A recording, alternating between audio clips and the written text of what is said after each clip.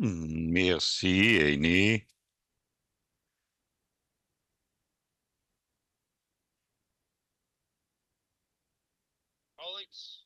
Collègues, le 28 février 2025, le député de Yellowknife Nord a levé un point d'ordre concernant les commentaires faits par un député de Yellowknife Centre. Je ne vais pas répéter ces commentaires aujourd'hui, toutefois, je suis préparé à donner ma décision à ce stade-ci sur ce point d'ordre. En tant que votre président de l'Assemblée, j'ai trouvé qu'il y a les points, les règlements avaient été brisés. Tous les mots qui ont été dits par le député de Yellowknife Centre n'ont pas été capturés sur nos microphones ou enregistrés, mais ils ont été entendus quand même dans ces chambres. Collègues, je n'ai pas besoin d'entendre les mots dans un enregistrement ou de les lire dans le ensemble pour déterminer s'ils étaient appropriés ou pas. Ils n'étaient pas appropriés. En fait, ces mots pourraient être interprétés comme étant brisant en train de plusieurs règles de débat. Spécifiquement, j'ai l'impression que les commentaires ont violé les règles 3.2, 3.38H, I et K concernant, qui explicitent les députés de faire des allégations contre un autre député en insinuant des motifs cachés dans l'utilisation ou l'abus de langage qui peut créer un désordre. Je vais demander au député de Yellowknife Centre de s'excuser à la Chambre pour ses commentaires. Député de Yellowknife Centre. Quoi que ce soit, j'ai dit, Monsieur le Président, je m'en excuse. Député de Yellowknife Nord. Yellowknife Centre, pardon. C'est- Pourriez-vous le redire avec un peu plus de clarté, s'il vous plaît? Ce que j'ai dû dire, je le retire. Merci, Monsieur le Président de l'Assemblée. Alors, député de Yellowknife Centre, merci. Collègues, avant de commencer aujourd'hui, hier, c'est la journée du Commonwealth. Aujourd'hui, c'est une célébration annuelle observée dans les 56 pays du Commonwealth partout dans le monde. Le thème de cette année, c'est Ensemble, on peut s'épanouir. Ce qui est vraiment important pour moi. J'ai l'impression que cette année, la journée du Commonwealth, le terme a été choisi pour nous. Dans notre système de gouvernement par consensus, on est plus fort qu'on collabore ensemble. Les gens que nous représentons, les gens que nous élus, pour les représenter dans cette chambre. Collègues, je sais que nous tous ici, nous voulons voir que les territoires du Nord-Ouest s'épanouissent. Je sais que moi, je le veux. C'est pourquoi je me suis impliqué en politique. Et dans l'esprit du thème de cette journée de Commonwealth, je veux vous rappeler qu'ensemble, on peut s'épanouir en tant que territoire. Bon, maintenant, faisons notre travail aujourd'hui. Déclaration des ministres. Ministre de l'Environnement et des Changements climatiques. Merci, Monsieur le Président. Monsieur le Président de l'Assemblée, le changement climatique et les défis importants pour les territoires du Nord-Ouest. On a un impact sur les communautés, les gens, les écosystèmes et les infrastructures. Le TNO gère ces défis en intégrant les connaissances autochtones et en encourageant les partenariats pour avoir la durabilité pour les générations à venir. Monsieur le Président, dans les dernières années, nous avons atteint des étapes importantes avec le gouvernement autochtone et les organisations autochtones et les partenaires communautaires sur les changements climatiques et l'adaptation au changement climatique. Ceci inclut de bâtir un consensus sur les risques climatiques les plus graves, implanter des solutions pratiques et partager l'information pour aider les résidents et protéger l'environnement. Une partie très importante de ce travail, c'est la cartographie des inondations. Les inondations récentes dans plusieurs communautés de TNO manifestent le besoin pour des mises à jour de ces cartes. Le ministère de l'Environnement et du Changement climatique, en collaboration avec le Centre de géomatique du territoire nord-ouest et du soutien financier du gouvernement fédéral, est en train de travailler pour mettre à jour les cartes des plaines inondables pour 10 communautés à risque. Nous avons développé les cartes pour des plaines inondables pour Hay River et la Première Nation Kirodiche, Paul Simpson, Enclavic, et on travaille sur Fort Good Hope et Ibn Butte, et on cartographie aussi Jean Marie River, Fort Liard, Fort McPherson et Tulita, qui ceux-là vont être démarrés dans les prochaines années. Lorsque tout ceci sera finalisé, les cartes de plaine inondable vont fournir des outils essentiels pour la planification lors des urgences et aussi pour la planification de l'utilisation du territoire communautaire. Monsieur le Président de l'Assemblée, ici, on gère les fluctuations des niveaux d'eau qui sont passées à des pointes de record, à des bas records durant les 5 dernières années, ceci qui a un impact sur le transport, la génération de l'hydroélectricité, la sécurité publique et les récoltes. Le GTNO a accru ses réseaux de surveillance de l'eau, amélioré la gestion des données, fait des partenariats avec les chercheurs et partage des mises à jour par des bulletins de nouvelles sur la surveillance de l'eau mensuelle. La dernière année, les personnels ministériels s'est réunis régulièrement avec les services de transport maritime et ont partagé les données et les formations qui ont informé les prises de décision pour la saison des barges qui s'en vient. De plus, notre surveillance de la neige et du climat va appuyer l'évaluation des impacts sur le changement climatique dans l'hydrologie du Nord, ce qui s'aligne avec la stratégie d'intendance de l'eau des territoires du Nord-Ouest. L'application de l'adaptation est une autre priorité. Ensemble, avec le gouvernement autochtone, les représentants communautaires et les partenaires fédéraux, le GTNO est en train de faire des évaluations de risques climatiques pour gérer les vulnérabilités dans le logement, l'infrastructure, les écosystèmes et la santé. Les projets récents incluent le développer des cartes pour des risques d'inondation pour des régions à risque élevé, des études de la sensibilité du permégélisol et plus d'intégration de la connaissance autochtone dans la planification pour la résilience climatique. Monsieur le Président, le financement fédéral est partenaire avec des institutions comme l'Université de Victoria et l'Université de Royal Road font avancer notre travail pour créer de nouvelles occasions pour les gens du Nord grâce à l'amélioration des habiletés, les programmes d'adaptation. Les programmes de formation ainsi que des ressources sont en train d'être développés pour bâtir les habiletés d'adaptation au climat dans les communautés partout au territoire, ce qui les autonomise afin de réagir effectivement aux impacts des changements climatiques. Ces initiatives livrent des avantages réels, des cartes de pleine inondable mises à jour et plus de surveillance des hydriques améliorent la sécurité publique, ainsi s'assure que les communautés restent sécuritaires pour les gens du Nord. Plus de connaissances sur le climat fortifie la prise de décision à tous les niveaux. Et en intégrant les connaissances autochtones, nous assurons que notre approche soit inclusive, collaborative et qu'elle reflète bien les valeurs du Nord. Monsieur le Président de l'Assemblée, nos efforts aujourd'hui sont très importants pour bâtir la résilience et pour s'adapter au changement climatique. Nous sommes engagés à développer un avenir durable pour les résidents et les communautés partout dans les territoires du Nord-Ouest. Merci, Monsieur le Président. Bon, merci. Déclaration du ministre des Finances. Monsieur le Président, aujourd'hui, je voudrais décrire comment les projets d'infrastructure clés aident à appuyer les engagements du gouvernement pour bâtir de meilleures relations avec le gouvernement autochtone.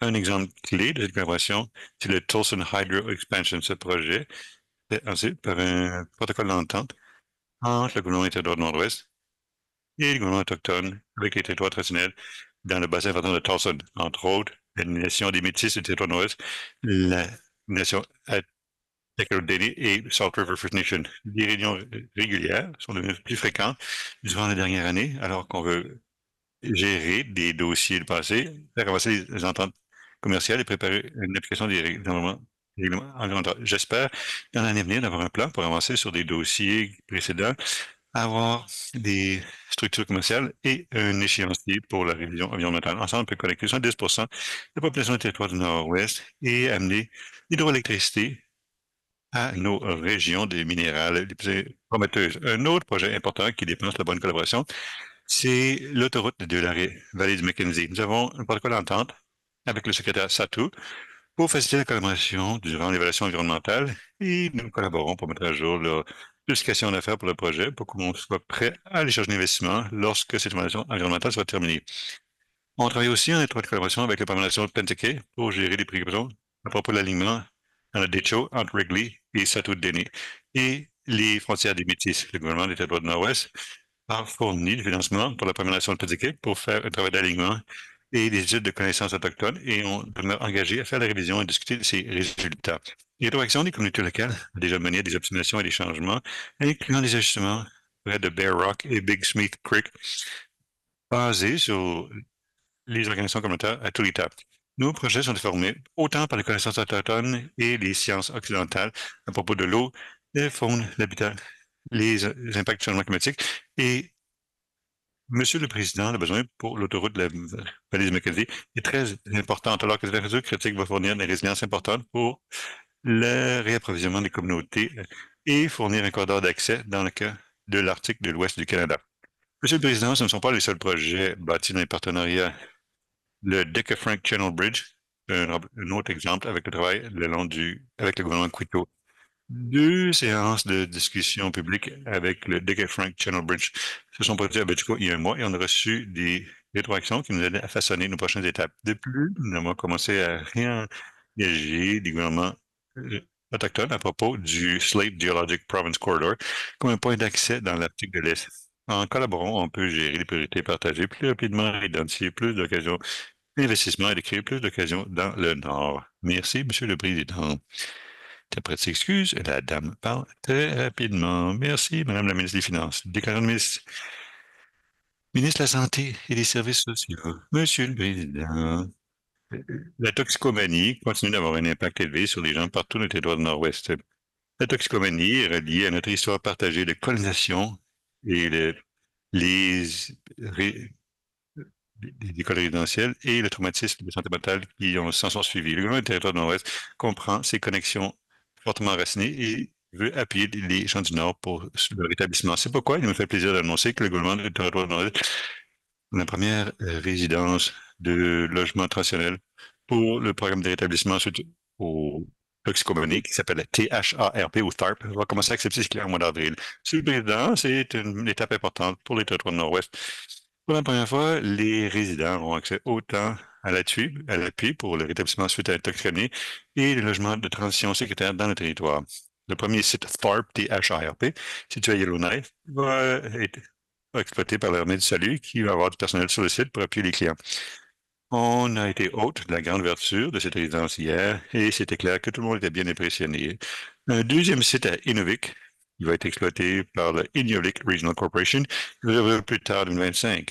Les programmes vont fournir un logement sécuritaire stable et un appui pour le rétablissement pour les individus qui ont terminé les traitements suite aux toxicomanies. C'est une étape importante pour fournir le soutien au rétablissement basé de la communauté. Monsieur le Président, THARP est plus que simplement du logement. Ça va offrir des programmes de rétablissement, de la formation pour les habilités, l'appui pour l'emploi et l'aide pour transitionner vers un logement plus stable.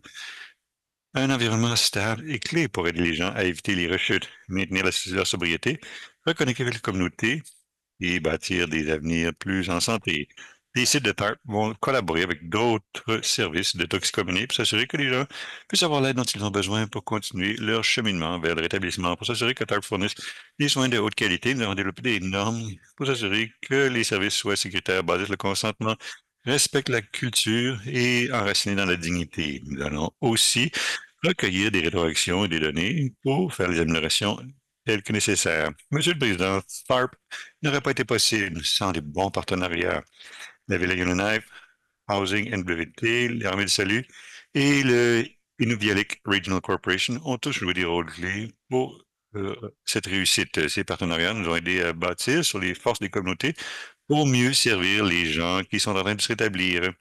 THARP ou THARP comble une lacune dans les services en fondant la stabilité et l'appui pour la guérison, donner aux gens le fondement dont ils ont besoin pour continuer le rétablissement et bâtir leur vie.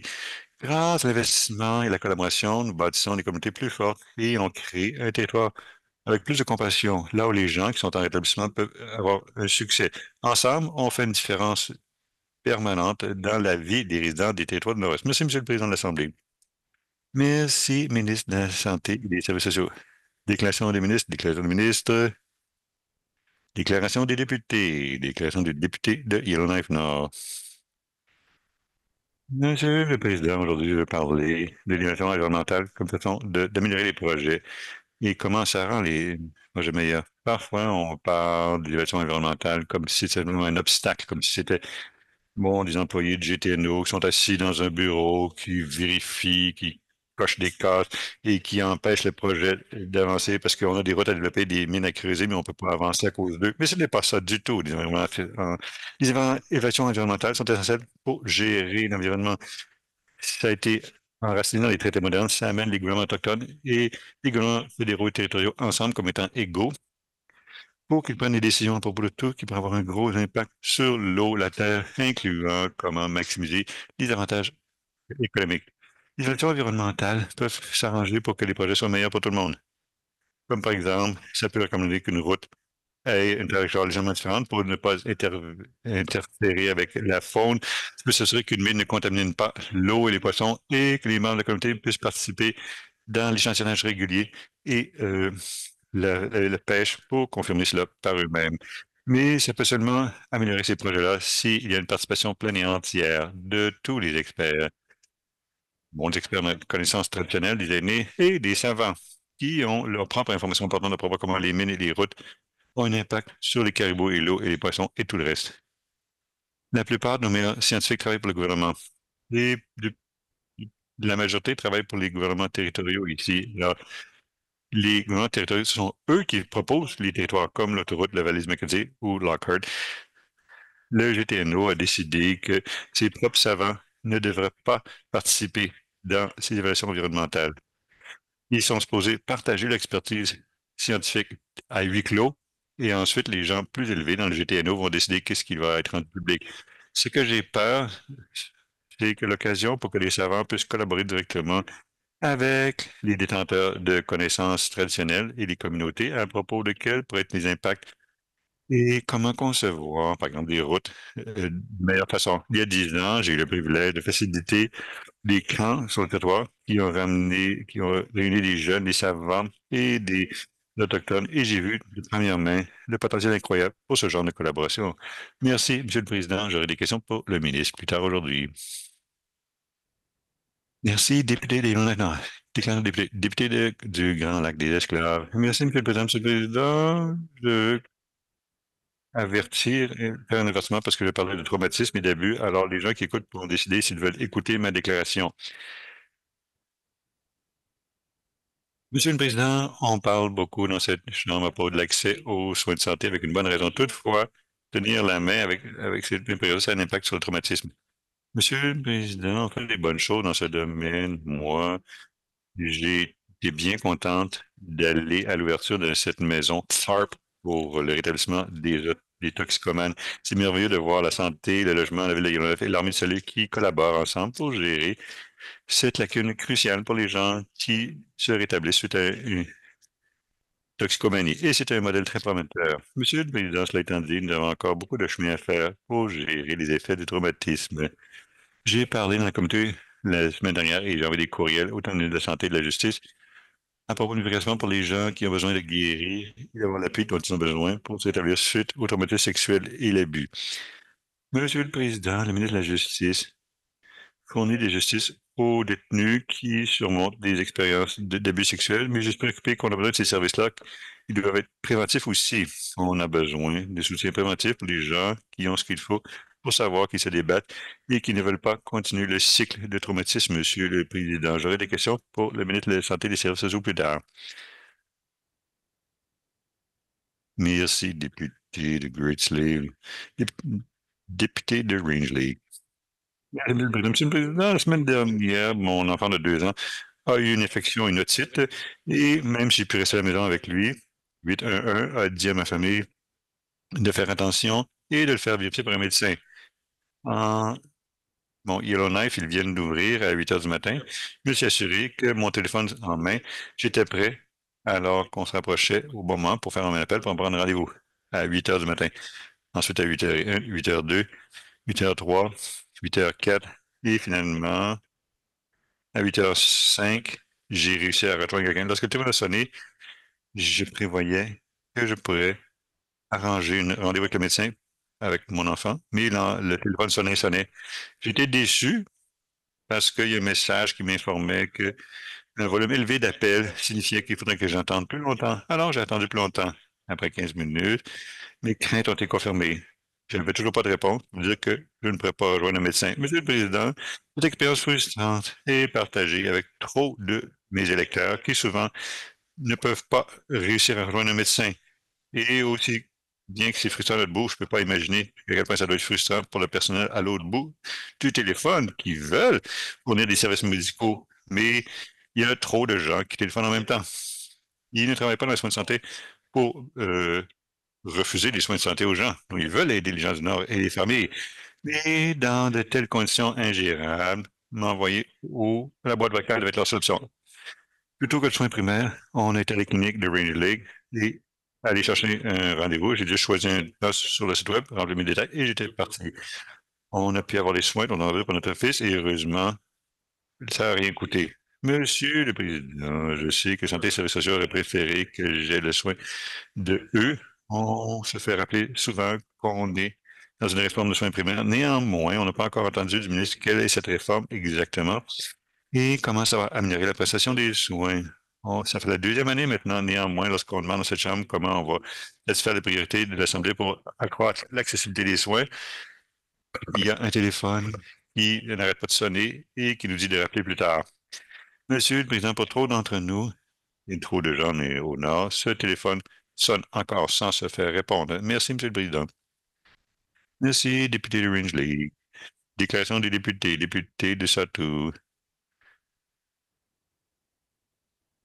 Merci, Monsieur le Président de l'Assemblée. Monsieur le Président, le TNO est dans une position vulnérable à cause des tensions nationales et mondiales. Un exemple, c'est bon, les États-Unis qui imposent des tarifs et les augmentations.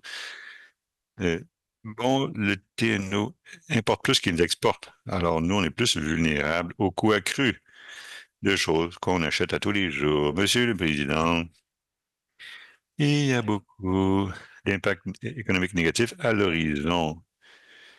Moi, j'aimerais me concentrer sur les choses positives. Le ministre de l'Industrie du Tourisme et de l'Investissement récemment a participé dans des discussions pour réformer les tarifs provinciaux et territoriaux lorsque le comité sur le commerce interne ou CTI, si le CIT en anglais atteint ses objectifs, ça va être plus facile de faire du commerce à l'intérieur du Canada et faire croître l'économie au pays. Et ça va aider les territoires du Nord-Ouest. Monsieur le Président, le paysage politique change à tous les jours avec ces changements économiques récents. Je répète ce que mes collègues ont dit, de celui de Book Lake, c'est qu'il a dit, bon, le GTNO est plein de ressources, mais pas peu de liquidités. Les tarifs ont créé de l'incertitude. Et de façon plus importante, les questions à propos de la durabilité. Comment est-ce que le TNO se repositionne en tant que fournisseur de minéraux au reste du Canada, gouvernement? Euh, comment est-ce qu'on peut être des leaders dans le raffinage, la production et le traitement des minéraux? C'est clair que on a besoin de financement fédéral pour faire avancer un ordre du jour d'infrastructure. Et on a entendu que le Federal Arctic Foreign Policy va mener à plus de dépenses pour la défense et plus d'accès au capital. Toutefois,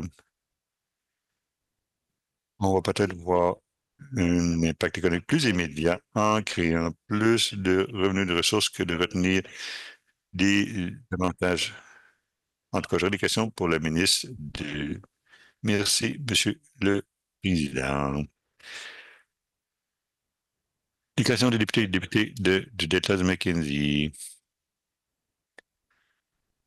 Merci, Monsieur le Président. Aujourd'hui, je voudrais répéter les préoccupations et les frustrations de mes électeurs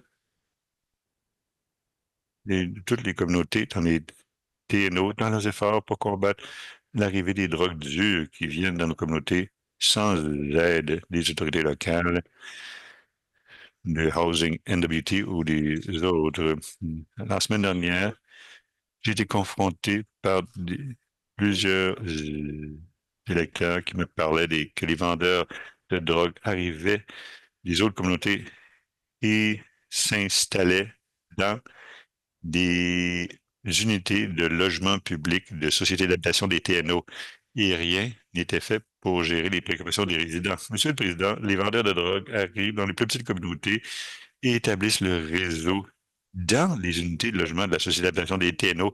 Est-ce qu'ils savent que rien ne sera fait pour les expulser par aucune autorité? Les résidents connaissent ces vendeurs de drogue, où ils sont situés. Néanmoins, lorsqu'ils appellent la police, c'est les politiques, les procédures qui protègent les criminels. Alors, aussi, les locataires des sociétés d'habitation des TNO les laissent rester là, dans leurs unités de logement pour faire ces activités illégales. parce qu'ils en profitent. Monsieur le Président, il y a des membres de la communauté qui sont ciblés par ces vendeurs de drogue parce qu'ils sont toxicomanes et ils ont un accès facile aux drogues et à l'argent. Ça me blesse de voir ces pauvres malheureux ciblés et les membres de notre communauté ne peuvent rien faire pour aider à protéger les membres de la communauté. Monsieur le Président, à ce stade-ci, je n'aurai pas de questions pour ce gouvernement parce que leur solution n'existe pas pour implanter une façon de sauver nos communautés pour combattre la crise de drogue que nous vivons. Les vendeurs de drogue utilisent nos propres résidents pour tuer nos gens avec des transactions financières. La seule question pour cette Chambre, c'est qu'est-ce qu'on peut faire aujourd'hui? Merci, Monsieur le Président. Député du Delta de Mackenzie, député de Inuvik-Boutlake. Merci, Monsieur le Président. Monsieur le Président, je veux parler de la sécurité de l'Arctique encore aujourd'hui, spécifiquement à propos du Arctic Security Council. Certainement, les leadership de ma communauté sont très au fait du problème de la sécurité de l'Arctique, étant donné que nous avons l'infrastructure là, mon NORAD et ainsi de suite, à Inuvik.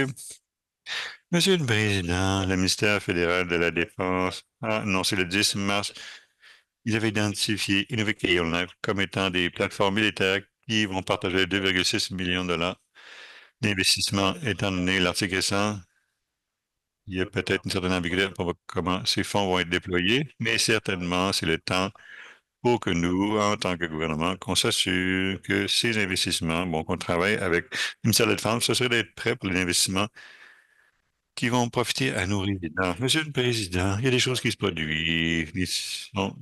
L'Institut canadien de la sécurité de l'Arctique, bon, le Yukon Arctic Council aussi, ont une conférence le 7 mars pour discuter la sécurité de l'Arctique. Je suis sûr, Monsieur le Président, que le Premier ministre est au courant de ça et peut-être qu'il a déjà été invité à cette conférence.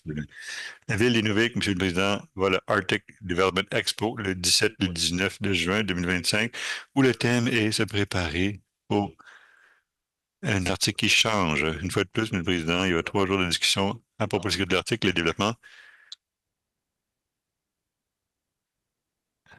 Alors, le ministère de la Défense, le Joint Task Force NORAD vont se réunir avec le Nunavut, les territoires du Nord-Ouest et le Yukon à Whitehorse en fin mai 2025. Une fois de plus, pour parler des projets d'infrastructure du ministère de la Défense.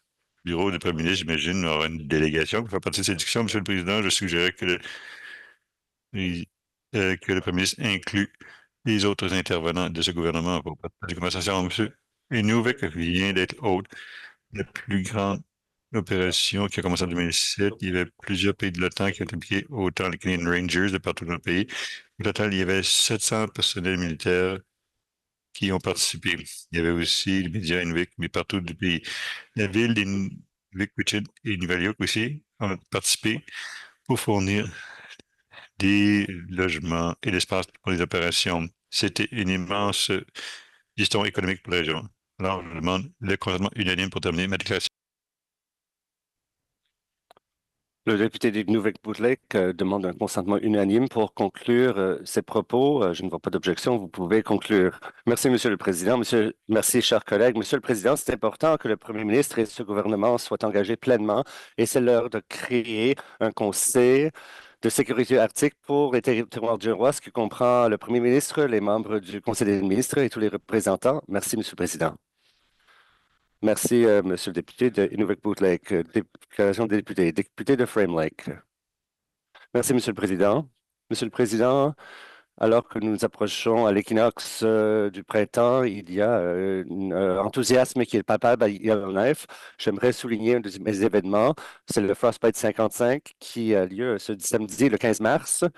C'est l'événement d'endurance de premier plan dans les TNO et qui réunit des skieurs et des racteurs de tous les coins du territoire sur une piste de 55 km près de Yellowknife, Iloedetta. Et cela met en évidence le terrain très beau de cette communauté. Monsieur le Président, cet événement est organisé par des bénévoles qui dévouent leur temps et leur énergie pour le profit et l'énergie de la communauté. Les participants s'entraînent durant les mois très sombres de janvier et février et se sont préparés pour relever le défi physique et mental nécessaire pour réussir individuellement ou au sein d'une équipe. Des commerces près de Yellowknife commanditent des événements et offrent des tirages et des prix pour les bénévoles et les participants. Cela nous ramène à la limite de nos endurances et ça nous permet de jouir dans la beauté de notre paysage. Les skieurs et les réacteurs commencent le samedi matin entourés de leurs amis, de leurs proches et de leurs coéquipiers qui les encouragent à l'extérieur du chalet de ski de Yellowknife. Cet événement ne serait pas possible sans le travail acharné de tous les bénévoles qui consacrent de nombreuses heures pour préparer à cet événement et assurer la sécurité des participants. J'aimerais les féliciter et les remercier pour leur contribution à notre communauté. J'aimerais leur souhaiter la meilleure chance dans cette course. J'espère que le soleil brillera et que les conditions pour la course seront adéquate. Je serai de la partie et j'ai entendu que le député de Yellowknife North, qui a gagné l'événement l'année dernière, va participer. Donc, gardez des ouverts pour vos députés sur la piste. Si vous hésitez à participer, c'est la dernière journée des inscriptions. Je vous encourage à vous inscrire. Inscrivez-les dans vos agendas le 15 mars et accompagner ces athlètes dévoués alors qu'ils s'affrontent au Frostbite 55. Merci. Merci, M. le député de Frame Lake. Déclaration des députés, Tunde Wellady. Merci, M. le Président. Au début de cette Assemblée, nous étions mis d'accord sur les priorités pour la séance. Une de ces priorités, c'était d'assurer la sécurité des résidents de nos communautés. Alors qu'il y a des astres comme les désastres et des crimes viennent en tête, nous sommes ici pour résoudre des défis de sécurité publique qui nuisent à nos communautés aussi.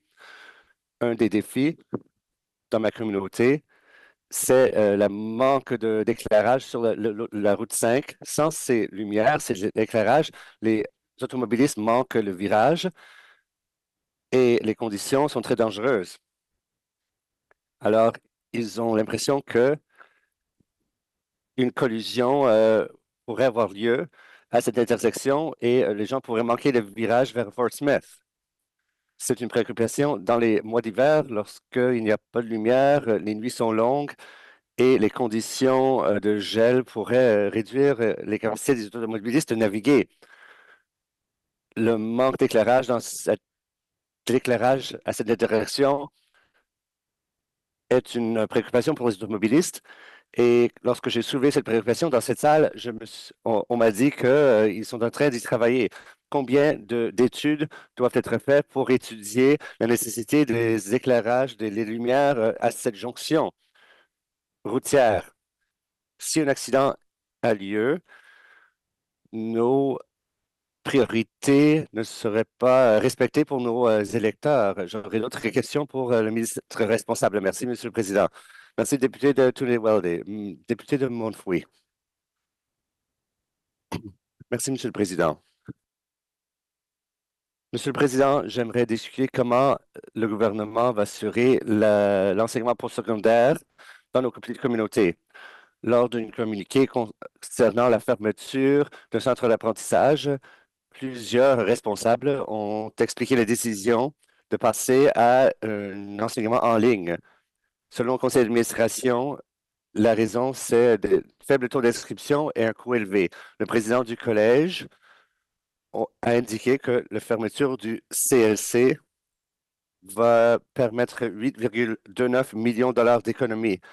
Monsieur le Président, je trouve la transition vers un apprentissage en ligne est très troublant. Les inscriptions sont réduites en raison de restrictions liées à la pandémie. S'il y a moins d'enseignement en personne, en présentiel, ça présente un problème pour la communauté. Dans les petites communautés, Monsieur le Président, la communauté, les technologies est un obstacle à l'enseignement. Bon nombre d'élèves n'ont pas accès à Internet pour leur propre ordinateur Les étudiants avec les besoins spéciaux, comme le syndrome d'alcoolisme fœtal, et d'autres ont besoin de d'opportunités d'apprentissage visuel. Est-ce que ces facteurs ont été pris en compte dans la prise de décision concernant Aurora College? Ce problème ne sera pas résolu avec une ligne d'aide téléphonique. Le- L'école n'est pas adéquate pour un apprentissage en ligne.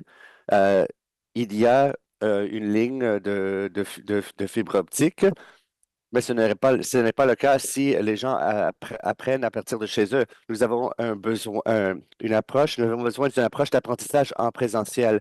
Fermer un collège pour faire des économies de cette taille n'est pas la bonne décision. Les étudiants ont besoin d'une infrastructure adéquate pour participer à des cours en ligne. J'aurais plus de questions pour le ministère responsable de l'enseignement postsecondaire. Merci, Madame la députée. Député de Yellowknife Centre. Merci, Monsieur le Président. Avec 937 jours qui restent dans cette Assemblée, approximativement, Monsieur le Président, je me demande ce qui va se passer. Dans ma déclaration de février, je parlais d'agir de manière audacieuse, de communiquer avec le ministère des Défenses. On a parlé des hubs, des plaques tournantes du Nord. Monsieur le Président, il y a 218 millions de dollars sur 20 dollars qui seront dépensés. Soyons francs, Monsieur le Président, ce n'est qu'une petite goutte d'eau en ce qui concerne les dépenses de dépenses. Moi, je dirais c'est 72 kilomètres de route. Nous avons besoin d'infrastructures dans le Nord. Nous avons besoin de bases dans le Nord. Monsieur le Président, nous serions le centre pour protéger et loger tous les habitants du Nord du Yukon au Nunavut. Il n'y a aucune raison pour laquelle nous ne pouvons pas agir de manière audacieuse. Nous faisons face à des ennemis comme la Russie, la Chine, d'autres problèmes géopolitiques. Si vous lisez le Globe and Mail, il y a Nathan Vandercliff qui parle de l'influence de Trump et il dit, je vais annexer le Canada et je vais m'emparer du Groenland aussi. Merci, Monsieur le Président. Il est temps d'exiger que Ottawa dépense plus dans l'Arctique. Même Yellowknife pourrait être un centre stratégique. 2% de dépenses pour l'OTAN, ça ne va pas aller de soi. Nous avons besoin de tous les F-35, les avions de chasse, juste une ou deux. Il nous faut un investissement sérieux et un engagement pour protéger les habitants du Nord, les résidents du Nord. Mon collègue de Bootleg a indiqué qu'il y a une délégation qui sera ici. Je tiens à ce qu'on soit invité parce que nous sommes très hâte de participer et j'ai élaboré un cadre de référence en réponse à la question du Premier ministre sur comment dépenser davantage dans les territoires du Nord-Ouest. Je veux avoir davantage d'émergissement à Nunavik, à Yellowknife, et je veux voir les résidents du Nord travailler pour protéger les Canadiens. Lorsque j'ai lu l'histoire dans le Globe and Mail, nous devrions être sur le bout des orteils. Nous devons faire des pressions sur Ottawa et dire nous sommes ouverts pour les affaires. Nous avons besoin de vos investissements. Merci, Monsieur le Président. Déclaration de député, merci. J'aimerais parler d'un individu qui est l'arrière-petit-fils de Baptiste Cazon, qui était chef de la Première Nation Likou. Le GTNO a rebaptisé le bâtiment MECEF en son honneur. Il a transmis un message à toutes les personnes présentées par l'intermédiaire du grand chef Gavin Wells. Il est né à Peace River, en Alberta, de Naya Kazan, de Fort Simpson et de Brian Wilkes, de Northampton, en Angleterre. Gavin est l'un des 7 enfants de ses deux parents. Il y a 2 demi-frères et une demi-sœur du côté maternel et 2 demi-frères et une demi-sœur du côté paternel.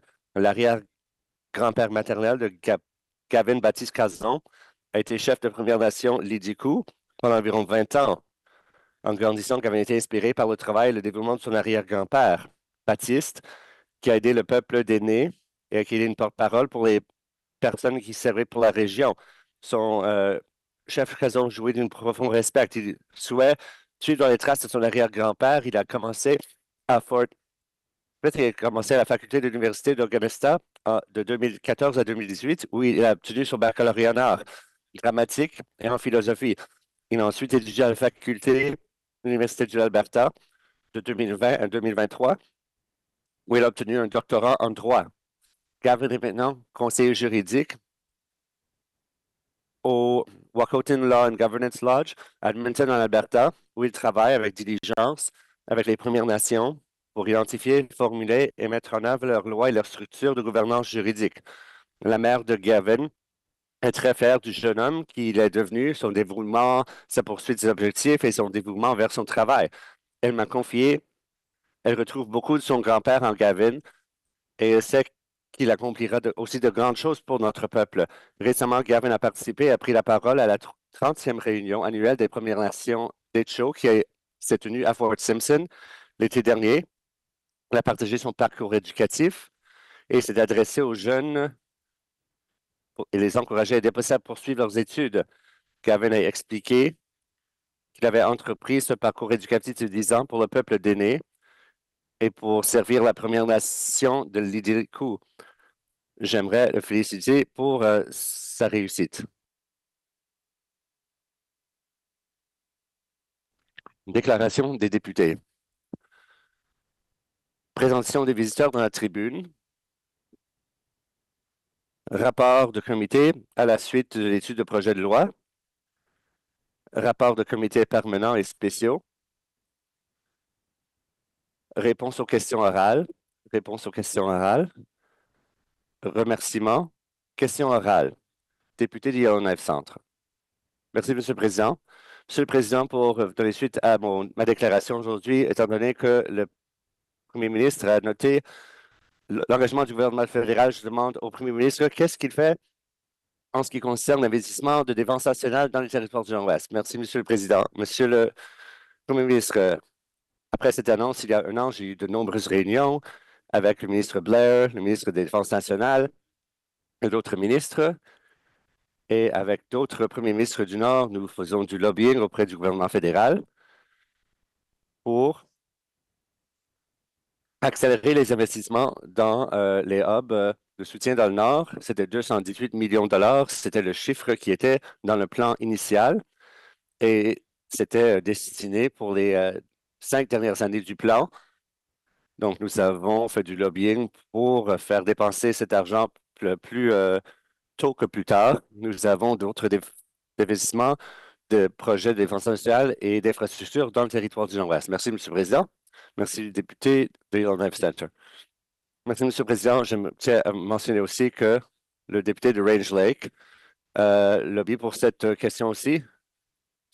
Le Premier ministre et moi, nous avons eu des conversations le mois dernier dans le groupe de travail mixte. Est-ce qu'il serait intéressé à se joindre à un groupe de travail mixte? Et je vais déposer les cas de référence aujourd'hui. Je suis curieux concernant son opinion sur cela. Monsieur le Premier ministre, il me faudrait relire ces cas de référence et voir à quoi ça va ressembler, quels seront les sujets traités. Donc, après que j'aurai pris connaissance de ce document, je vais être en mesure de parler aux députés. Député de Yellowknife Center. Merci, Monsieur le Président. Les investissements en défense, c'est des investissements très prisés. Nous travaillons avec un délégué spécial à Ottawa, un envoyé spécial. Est-ce que cette personne travaille dans ce dossier pour amener davantage d'investissements de défense dans les territoires du Nord-Ouest? Merci, Monsieur le Président. Monsieur le Premier ministre, nous utilisons tous les outils à notre disposition. Merci. Monsieur le Premier ministre. Question orale. Député de Sawtooth.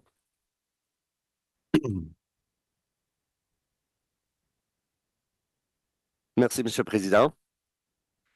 Pour donner suite à ma déclaration de plus tôt, en ce qui concerne les investissements,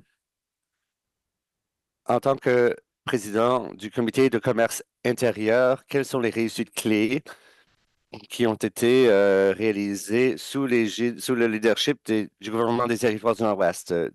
Madame la ministre, merci, Monsieur le Président. Monsieur le Président, c'est une table collaborative avec toutes les administrations canadiennes et je suis très fier d'en faire partie. En tant que groupe, avec le comité de commerce intérieur, nous avons 4 recommandations à l'échelle du pays. Celles-ci comprennent améliorer les engagements dans le cadre de l'accord de libre-échange, prioriser la reconnaissance de parties neutres pour enlever les fardeaux réglementaires et administratifs, améliorer la mobilité et des priorités sectorielles comme un système de vente directement au co-secondaire pour l'alcool qui est propre au territoire du Nord, aux juridictions du Nord. Merci, Monsieur le Président. Merci à la ministre pour cette réponse. C'est bien de voir notre gouvernement prendre un rôle de premier plan dans ces comités. Monsieur le Président, prochaine question. Comment est-ce que le leadership du gouvernement des territoires du Nord-Ouest a encouragé d'autres provinces et territoires d'adopter une approche plus ambitieuse pour, en ce qui concerne le commerce intérieur? Merci, Monsieur le député. Madame la ministre, Monsieur le Président, bien que le gouvernement du territoire du Nord-Ouest préside ce comité, je dois dire que les ministres de tous les territoires se sont présentés à la table à Toronto, prêts à faire du travail au nom des Canadiens, au nom des résidents que nous représentons collectivement, individuellement. Donc, il n'y avait pas qu'il n'était pas question d'encourager les gens à faire plus. Les gens faisaient leur possible. Ils sortaient de la salle de réunion pour appeler les premiers ministres pour élargir leur mandat de négociation. Il y avait des engagements qui se faisaient sur le coup autour de la table et c'était bien de voir à quel point les ministres étaient dévoués autour de cette table. Dernière question, député de Satou. Merci pour cette réponse. On dirait bien qu'il y avait beaucoup d'enthousiasme en ce qui concerne les négociations dans le cadre de cette séance. Troisième question. On dirait qu'il y a eu un très bon progrès. Quels sont les obstacles primaires qui enfreignent le commerce intérieur et comment les éliminer? Madame la ministre. Merci beaucoup, Monsieur le Président. Monsieur le Président, bien que nous étions réunis autour d'une même table, pour discuter des obstacles qui nous préoccupaient à l'échelle du pays.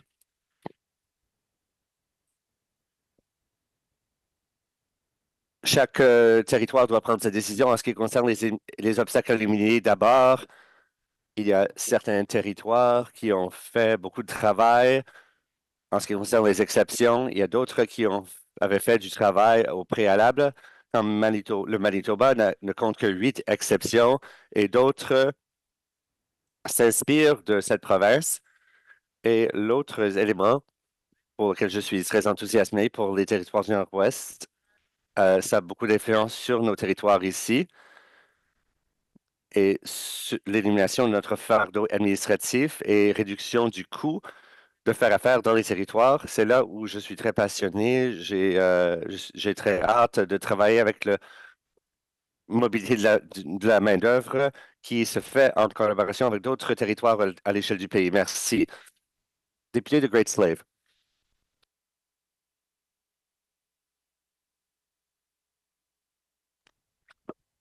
Je viens de recevoir une note d'une réversion de la mise en garde. Je vais parler des traumatismes et des agressions sexuelles.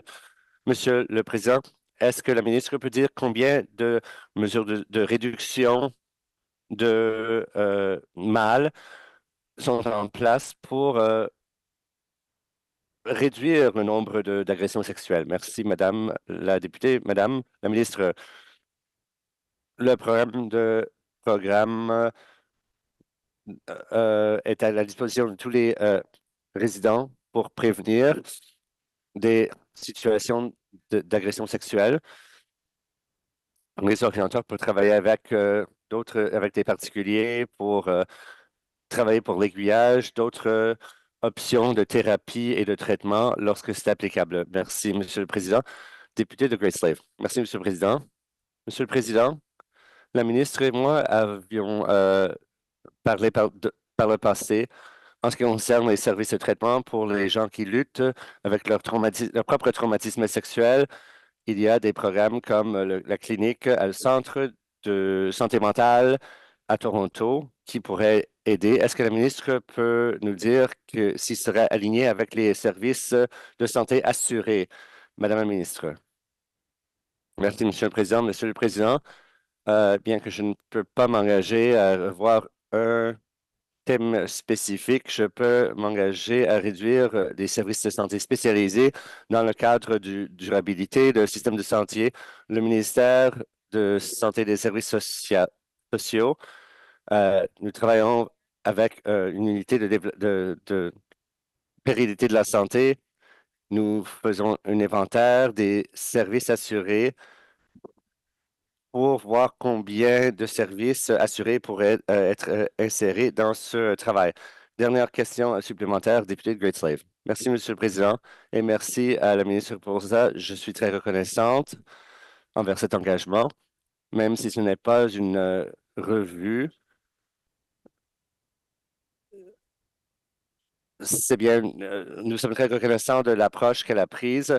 Je reconnais que les solutions appropriées sur le plan culturel et social sont nécessaires. Est-ce que la ministre peut examiner quels services peuvent être fournis en collaboration avec le ministère de la Justice sous une optique de santé collaborative? Merci, Monsieur le Président. Monsieur le Président, lorsque nous parlons de solutions appropriées aux cultures, j'aimerais dire que nous nous sommes fait dire à maintes fois que le gouvernement doit travailler avec des gouvernements autochtones de manière respectueuse avec les soignants. Nous avons créé les fonds de, pour les gens qui luttent avec l'alcoolisme et la toxicomanie. Il y avait de très bons problèmes, même dans ma région. On a eu un camp dans la région de Gwich'in et il y a du travail qui se fait pour respecter les cultures. Et nous, comme gouvernement, nous travaillons avec le ministère de la Justice. Nous pouvons regarder ce qu'ils font et quels services nous fournissons et nous pouvons travailler ensemble. Nous devons également incorporer les valeurs autochtones pour subvenir aux besoins des personnes qui luttent avec les dépendances. Merci. Question orale. Député de Montfouille.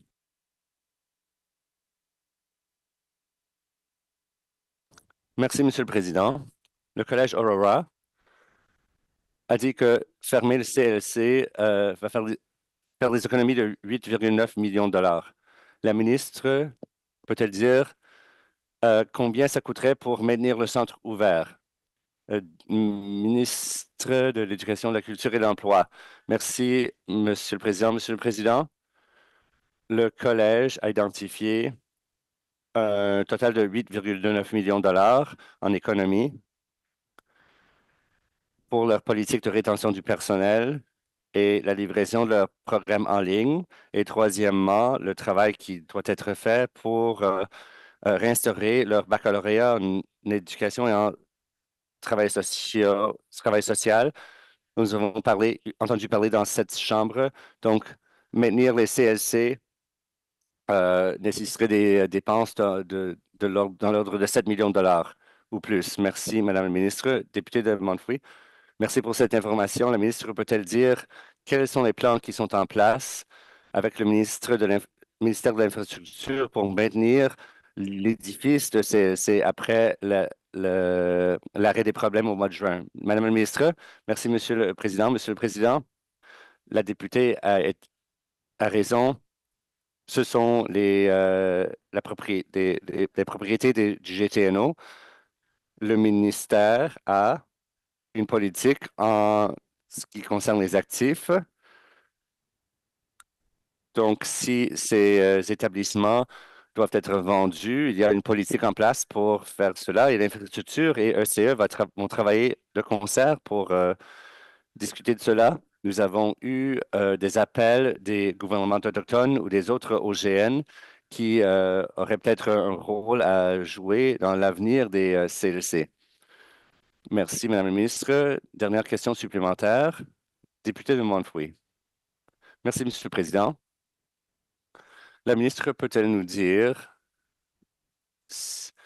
si les élèves dans les petites communautés, les étudiants dans les petites communautés sans ordinateur vont continuer à pouvoir travailler dans les centres d'apprentissage une fois que la transition en ligne sera faite? Merci, Monsieur le Président. Je ne peux pas vous donner des commentaires en ce qui concerne ces établissements et l'utilisation de ces établissements à l'avenir. Et s'il s'agit d'une situation où un gouvernement autochtone choisit de mettre en place un établissement comme cela, ce serait une option, dépendant du choix qui sera fait. D'après ce que j'ai compris après la présentation du président du Collège d'Aurora et le président du Conseil, en vue d'appuyer les étudiants dans les territoires du Nord-Ouest avec l'apprentissage en ligne.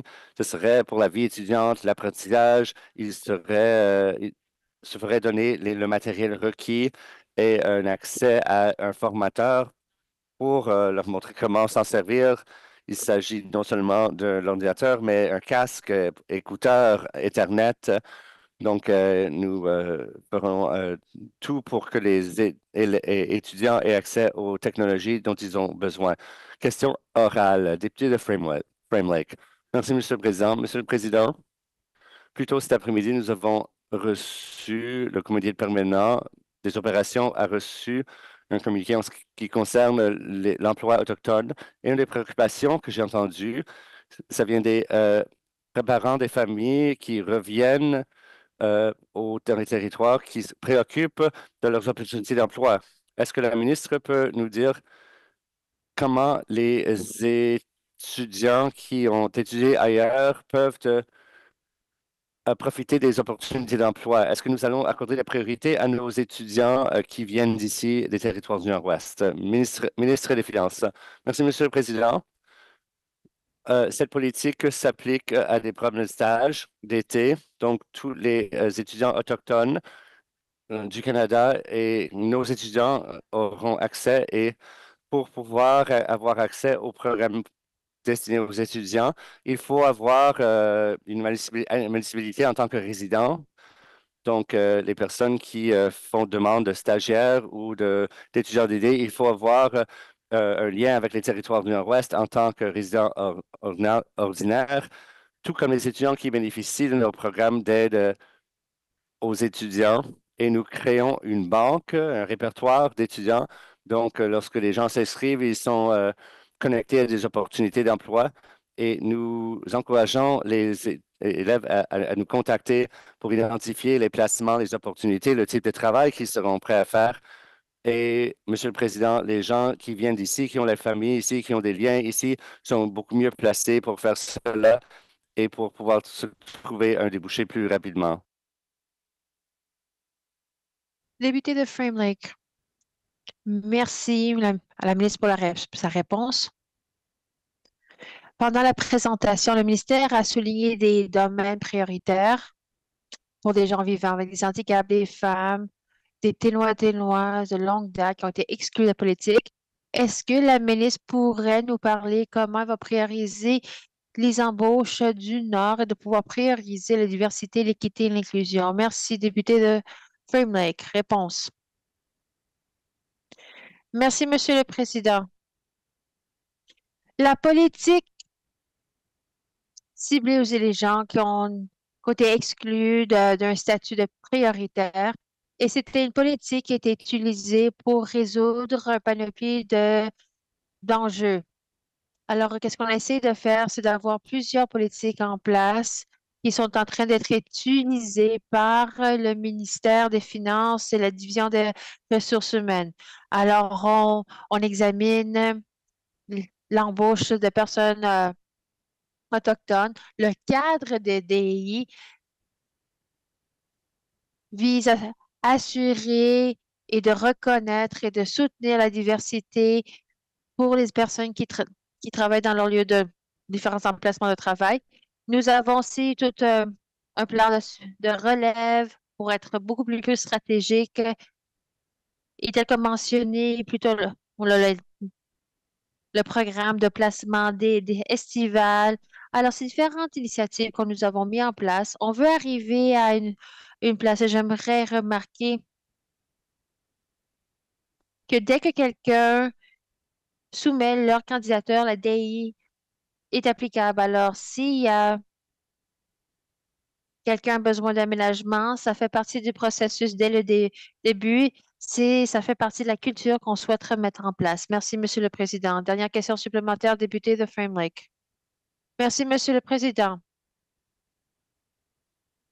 Un résident a soulevé que même si le ministère a souligné que le gouvernement ne représente pas toute la population ténoise, on peut le voir aussi dans la main-d'œuvre disponible. Pourquoi le ministère n'est pas en train d'utiliser les démographiques existants pour pouvoir informer la politique? Merci. Réponse. Merci, Monsieur le Président. Monsieur le Président, ça, c'est une excellente observation de la part du membre du public. Et peut-être ça va être une orientation que nous allons entamer pour assurer la communication en matière de nos gains, de nos défaillances, parce qu'on vise à être représentatif. Alors, on sait que la main-d'œuvre ne représente pas nécessairement la réalité autochtone de 50-50 lorsqu'on regarde l'âge. Alors, si les gens sont trop jeunes ou trop âgés, qu'est-ce qu'on voit justement dans les territoires du Nord-Ouest? Est-ce que notre main-d'œuvre est à 63% non autochtone? Et d'autres défis auxquels on fait face, comprend le point suivant. Pas tous les Autochtones sont capables d'obtenir cette éducation secondaire, même si nous avons une population plus élevée d'Autochtones. Alors, c'est pouvoir identifier cet obstacle. De cette manière, on peut soutenir les individus pour qu'ils puissent obtenir les emplois et de postuler pour des postes de cadre. Alors, on vise à pouvoir identifier toutes les barrières et de mettre en place des solutions. Lorsqu'on est en train de communiquer sur différentes cibles et d'exigences, il est aussi important d'assurer qu'on est en train d'offrir une formation à l'interne ou s'ils ont besoin de l'accès à une éducation secondaire ou pour les besoins d'emploi. Je pense que tous ces éléments vont nous aider à être beaucoup plus représentatifs de notre main-d'œuvre. Question orale, député de Inuvik-Boot Lake. Merci, Monsieur le Président. Pour rebondir sur la déclaration, alors la ville de Inuvik est au courant que la dépense militaire depuis 1096, je pense il y avait comme une cinquantaine de familles militaires affectées. Alors, ils étaient partis de la communautaire. Ça, c'était le modèle préféré à l'époque. Plusieurs de ces personnes demeurent en place. Alors, il y a mon conseil consultatif, il a été mentionné par mon collègue, il y a le comité. Est-ce que le premier ministre va s'assurer qu'on mettra en place quelque chose qui, qui est représentatif de l'expertise? De cette manière, on aura une bonne présentation au sein du comité. Merci, Monsieur le Président. Il n'y a pas de comité en place présentement. Je ne sais pas qu'est-ce que le groupe de travail va proposer. Alors, je ne peux pas prendre des engagements pour l'instant. Cela étant dit, clairement, il y a beaucoup de valeurs pour s'assurer que tout le monde est sur la même longueur d'onde et tout le monde est en train de communiquer. Alors, on est très tôt dans le processus, dans l'intérêt, dans le Nord et dans les investissements, dans la sécurité, euh, sécurité de l'Arctique. On est en train de travailler avec différents groupes de travail conjoints. On est en train de faire un partage de renseignements. Je sais que les fonctionnaires le ministère de la Défense est en contact avec les membres de Nuvik. Je sais qu'ils sont en train de partager des renseignements aussi. Cela étant dit, une fois nous arrivons à un point où on doit clore, on s'assurer que on est tous en train de travailler avec le même objectif, que je m'assurer que toutes les voies nécessaires ou pertinentes sont à la table. Merci. Député de Nuvik-Bootleg, merci, Monsieur le Président. J'aimerais remercier le Premier ministre pour sa réponse. Alors, je sais que le Premier ministre est au courant de cela et que je reçois plusieurs appels et courriels parce que toute la présence militaire était très importante pour ma région et pour ma communauté. Alors, l'équipe du Premier ministre et l'équipe Nuvik est au courant de cela. Alors, j'aimerais savoir si le premier ministre a l'intention d'avoir une délégation, tel que mentionné dans ma déclaration. Il y avait justement la équipe de travail conjoint du Nord avec le ministère de la Défense et de notre communauté. Est-ce que, est-ce que les maires Equality pourraient être inclus dans ces discussions? Réponse. Merci, Monsieur le Président. Je crois que il parle du groupe de travail en matière de sécurité alimentaire. Je pense qu'il se rencontre à Yellowknife et au Yukon. Alors, c'est un groupe de hauts fonctionnaires. Cette fois-ci, il va avoir lieu au Yukon. On n'est pas responsable pour l'organisation de cette réunion. Alors, le groupe conjoint du Nord est responsable pour cela, mais on ne peut pas inviter les maires à ces réunions. Dernière question supplémentaire, député de Inuvik-Bootleg. Merci, Monsieur le Président. J'espère que le premier ministre pourrait utiliser son influence pour changer cela. Alors, il y a une conférence qui va avoir lieu au Yukon ce mois-ci, Comfort Zero. C'est mis en place par le Conseil de sécurité. Est-ce que le premier ministre ou un membre de son équipe va y assister? Merci, Monsieur le Président. Je ne vais pas pouvoir assister à cette réunion, alors on est en train d'examiner différentes options pour assurer que nous avons un représentant du territoire du Nord-Ouest. Merci. Question orale. Question orale, député de Yellowknife Nord. Merci, Monsieur le Président. Pour rebondir sur la déclaration que je vais faire ce matin, alors j'ai des questions pour le ministère de l'Environnement et du Changement climatique. Même pour ces projets que nous avons considérés comme étant nécessaires, les autoroutes, nous avons besoin d'évaluation, de l'environnement qui comprend la participation des experts.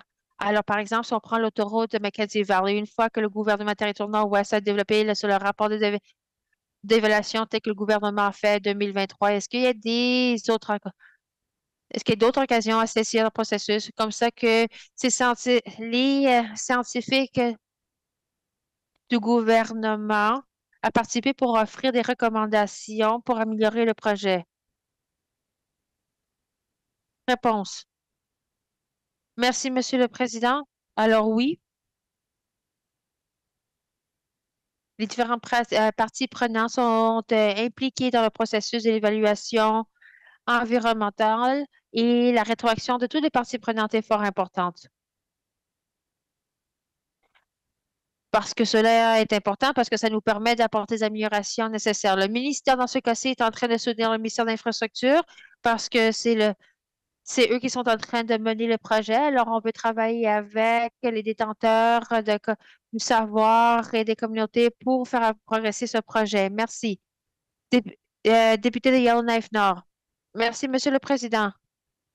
Selon ma compréhension, alors le rôle les scientifiques employés par le gouvernement, c'est d'offrir leurs commentaires à l'interne avant que ce soit lamenté dans le processus. Est-ce que le gouvernement du territoire du Nord-Ouest emploie des détenteurs de savoir? De cette manière, les scientifiques pourraient aborder le sujet avec eux? Merci, Monsieur le Président. Alors, le ministère est en train de travailler avec le ministère de l'Infrastructure parce que le ministère de l'Infrastructure est en train de mener ce projet. Alors, on est en train d'offrir un conseil technique. Et tel que mentionné dans la réponse que j'ai faite à la première question, le gouvernement interne du Nord-Ouest s'engage à travailler avec les détenteurs du savoir et les communautés pour faire progresser le projet. Merci. Merci, Monsieur le Président. Une dernière question supplémentaire, député de Yellowknife Nord. Merci, Monsieur le Président. Alors, cela veut dire que le gouvernement n'utilise pas des détenteurs savoir pour informer les discussions à l'interne. Mais la dernière question que j'ai est la suivante. Même si je comprends que les scientifiques embauchés par le gouvernement peuvent répondre à des demandes de renseignements, est-ce que les scientifiques peuvent collaborer avec d'autres parties pour délivrer ou répondre à des demandes liées au processus d'évaluation environnementale? Réponse. Merci, Monsieur le Président. Monsieur le Président, Le gouvernement du territoire nord-ouest est en train d'utiliser une approche pan-gouvernementale pendant l'évaluation environnementale de l'autoroute Mackenzie Valley. C'est très semblable à ce qui était fait par le projet de rénovation de l'exploitation minière et d'autres autoroutes. Alors, cela exige une collaboration entre nos experts, le gouvernement, à travers différents paliers de gouvernement et ministériels. De cette manière, ils peuvent considérer la réponse du gouvernement. Les experts sont aussi impliqués dans ce processus. À titre d'exemple, des séances techniques pour entendre des commentaires de la part de d'autres commentaires, répondre des inquiétudes, réajuster l'approche pour s'assurer que c'est font de la collaboration parce que c'est un élément clé de ce processus. On participe aussi à des audiences. C'est un processus quasi judiciaire et pendant ce processus, ils offrent leur positionnement et leur avis sur les différentes questions qui sont abordées. Le gouvernement du territoire du Nord-Ouest et ses projets sont informés par ce processus parce qu'on veut assurer le progrès de tous les projets. De la même manière qu'on est en train de soutenir le ministère de l'Infrastructure, les autres ministères nous soutiennent lors qu'on déploie différentes initiatives. Merci. Question orale, député de Tilday-Welladay. Merci, Monsieur le Président. J'ai des questions pour le ministre de l'Infrastructure. Monsieur le Président, alors nous avons l'autoroute 3 et Dennis, c'est l'autoroute 4. Ces deux autoroutes, donc, depuis que le secteur minier a été présent assez longtemps, nous avons à peu près 13 000, 14 000 camions qui passent à l'injonction de l'autoroute numéro 4. Alors, j'ai soulevé cet enjeu pendant la 19e assemblée, puis on m'a informé qu'il y a une étude qui a été menée. Alors, j'aimerais savoir si la ministre pourrait m'informer quel était l'objectif de l'étude et quelle était leur constatation. Merci, Monsieur le Président. Je n'étais pas la ministre pendant l'Assemblée législative. Je pourrais revenir, voir s'il y avait une étude qui a été menée et de partager les constatations pour la région. Merci beaucoup. Député de Tilday-Welladay. Merci, Monsieur le Président. Monsieur le Président. Alors, la pile numéro 4 allait démarrer sous peu. Alors, j'ai une question pour le ministre de l'Infrastructure. Est-ce que nous avons une autre étude qui a été menée pour comprendre l'achalandage? Réponse? Merci, Monsieur le Président. Monsieur le Président, on prend la sécurité routière assez important. Il y a des inspections qui sont faites, différentes autoroutes. Je peux revenir avec une réponse parce que je ne sais pas la différence entre une inspection ou une étude, parce que je sais que dans votre région, Monsieur le Président, il y avait un suivi qui était mené pour comprendre l'impact de l'achalandage. Alors, je ne peux pas répondre avec certitude, mais je vais bien sûr et vous revenir avec une réponse une fois que j'ai examiné cela. Dernière question supplémentaire. Merci beaucoup, Monsieur le Président. Ingrid Trail, ça c'est l'autoroute 3, Dennis c'est autoroute 4, autoroute 5 c'est Fort Smith et l'autoroute 6 c'est Fort Resolution. Monsieur le Président, le mandat de la 20e Assemblée législative était assurer la sécurité communautaire. Alors, la question que j'ai, c'est la suivante. Qu'est-ce qu'on peut faire pour pouvoir placer de l'illumination à ces deux jonctions? Merci. Réponse? Merci, Monsieur le Président. Alors, j'avais entendu la déclaration du député vis-à-vis l'injonction en Fort Resolution et Fort Smith et j'ai déjà envoyé une requête à l'interne pour voir quelle étude a été menée. Alors oui, on fait un suivi des rapports d'incidents pour pouvoir déterminer s'il y a besoin d'avoir différents types de signalisation, d'éclairage. L'autoroute, en effet, autoroute 6 n'a pas eu des accidents depuis 1989. Alors, en matière de blessures graves, je suis certaine que les gens peuvent débarquer de l'autoroute ou manquer l'injonction. Mais l'éclairage représente des milliers de dollars, mais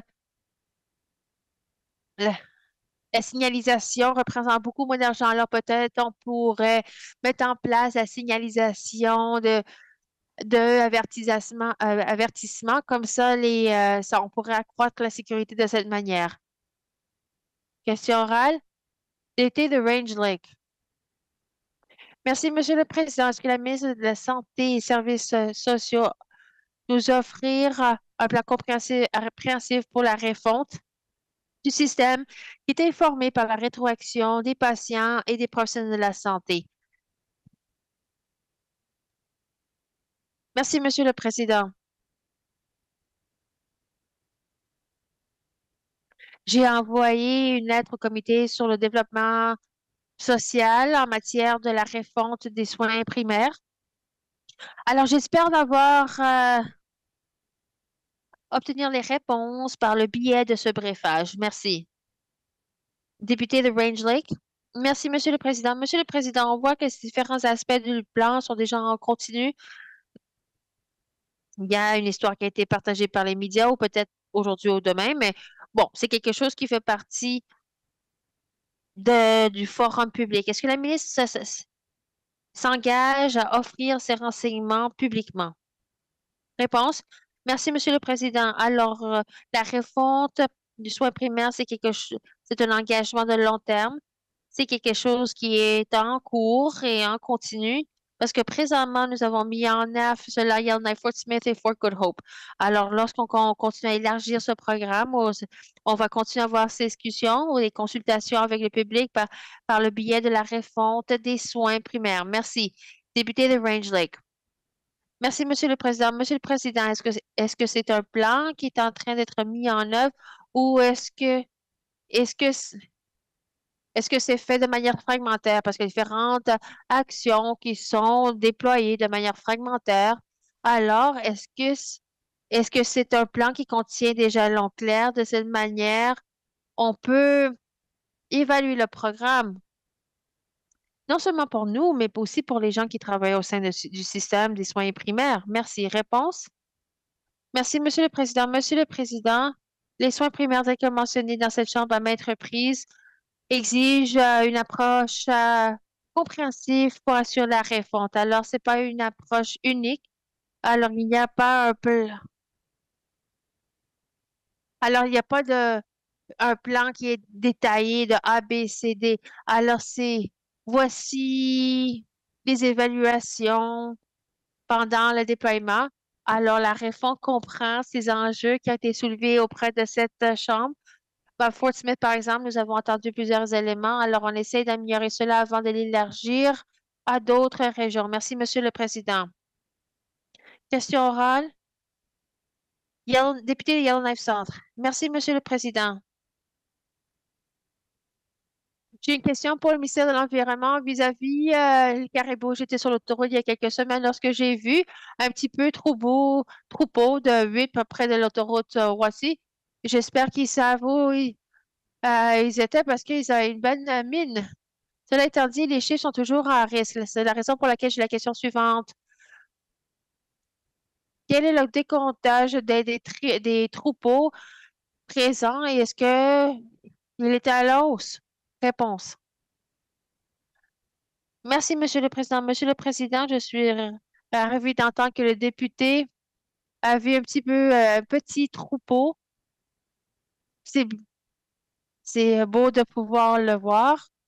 Ces chiffres, cependant, je ne les ai pas apportés de même, mais c'est des chiffres que je pourrais fournir aux députés. Député de Yellowknife Centre. Merci, Monsieur le Président. Monsieur le Président, est-ce que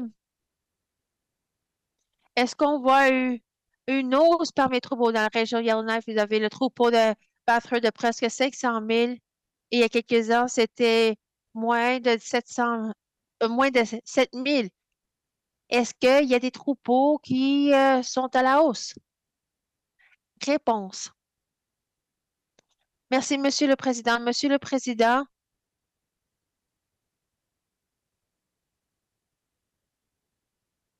alors le troupeau Blue Nose, ils ont subi une hausse dans le nombre de les membres de leur troupeau. 1400.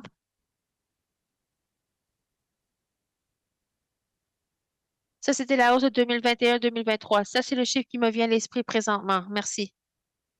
Merci. Dernière question supplémentaire, député de Yellowknife Sound. Monsieur le Président, alors l'élan, c'est vraiment c'est délicatie, mais aussi la viande sèche du caribou est toujours bien accueillie. Quel type de groupe de travail sont en place pour pouvoir assurer justement la chasse durable? De cette manière, on va être capable d'assurer la pérennité des troupeaux à l'avenir. Merci, Monsieur le Président. Monsieur le Président, il y a des efforts importants qui ont été entrepris par l'environnement, le ministère de l'Environnement et du changement climatique, ainsi qu'avec les gouvernements autochtones, parce que le climat a une incidence aussi sur les caribous. C'est un aspect traditionnel de la culture à l'échelle territoriale. On est en train de travailler avec tous les gouvernements autochtones. On est en train de travailler.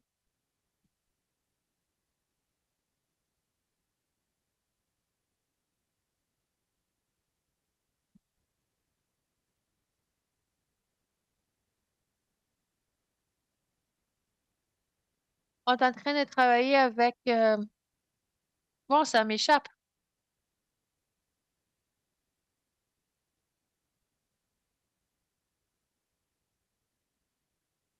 On est en train de travailler les programmes de surveillance à l'échelle territoriale. J'ai eu la chance à passer par l'autoroute hivernale. On est allé au lac McKay. Malheureusement, on n'a pas vu de caribou, mais il y avait 5 agents. Il y avait les, les Dene de Yellowknife, les Métis de No Stave. Alors, il y a beaucoup de travail qui est mené par ces groupes. Et aussi, on est en train de travailler avec les détenteurs de savoir traditionnel et toutes les communautés dans la région North Slave. Merci beaucoup. Question orale. Député de Range Lake. Merci, Monsieur le Président. Depuis le programme de nomination a été ouvert, mon bureau a été inondé de personnes inquiètes et de tout leur avenir dans le programme. J'entends par différents canaux qu'on va établir le chiffre à 300.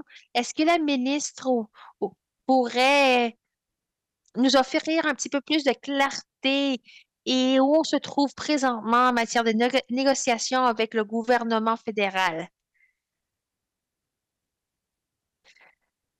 Le ministre de l'Éducation, de la Culture et de l'Emploi. La ministre. Merci, Monsieur le Président. Monsieur le Président, lors de mes discussions avec le gouvernement fédéral, le ministère fédéral a offert au territoire du Nord-Ouest une occasion pour potentiellement augmenter notre, notre, le tout, le nombre et de voir comment on peut accueillir les demandeurs d'asile au territoire. Merci. Député de Range Lake. Merci, Monsieur le Président. Ça, c'est intéressant comme nouvelle, Monsieur le Président. Je pense que le territoire du Nord-Ouest a déjà accueilli 80 demandeurs d'asile et des réfugiés. C'est quelque chose qu'on est déjà en train de faire. Est-ce que la ministre va accepter l'offre qui a été mise sur la table par le gouvernement fédéral? Merci, Monsieur le Président. Alors, Monsieur le Président, j'ai demandé pour plus de détails de la part du ministère fédéral pour mieux comprendre à qui il fait référence. et aussi les demandes sur notre système, par exemple notre système de santé. Et de plus, je veux mieux comprendre quel type de mesures de soutien le gouvernement fédéral mettra en place pour nous. Merci. Dernière question supplémentaire. Alors, le temps est en train d'écouler pour le gouvernement fédéral. Je ne pense pas qu'il reste très long avec ce gouvernement présentement. Alors, mais il semble que on pourrait s'attaquer aux deux problématiques. Bien sûr, on est accueillant et on n'a pas beaucoup de temps pour le faire. Et à quel moment la ministre va avoir une réponse à fournir cette chambre? Réponse. Merci, Monsieur le Président. Monsieur le Président, alors j'ai demandé pour ces renseignements de la part du gouvernement fédéral et par la suite, j'ai eu une discussion avec l'élu McLeod pour clarifier les points. Puis il va ramener ça au ministère fédéral pour obtenir une réponse. On est en train de travailler ensemble pour obtenir plus de renseignements. Merci. Question député de Yellowknife Centre. Merci, Monsieur le Président. J'aimerais rebondir sur les questions qui n'ont pas été répondues en matière de programme d'embauche autochtone et le ministère de la Finance. Alors, il y a justement les élèves ou les étudiants d'été autochtones vont pouvoir être admissibles au-delà des PT locaux. Merci, Monsieur le Président. Monsieur le Président, en vertu du programme d'études estival, il faut être résident. Alors les péteux qui sont nés ici dans le territoire, s'ils ne sont pas un résident, ils ne sont pas admissibles. Mais s'ils sont péteux parce qu'ils ont vécu plus de la moitié de leur vie dans le territoire nord-ouest, peut-être s'ils sont un étudiant et s'ils sont un résident, ils seraient admissibles en vertu de la politique d'emploi autochtone.